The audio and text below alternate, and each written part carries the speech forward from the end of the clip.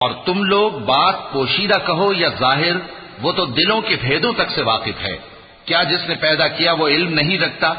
وہ تو پوشیدہ باتوں تک کا جاننے والا ہے، ہر چیز سے آگاہ ہے۔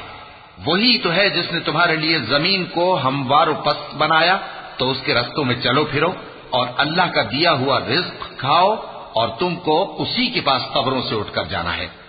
کیا تم اس سے جو آسمان میں ہے بے خوف ہو کہ تم کو زمین میں دھسا دے اور تبھی وہ تھر تھرانے لگے؟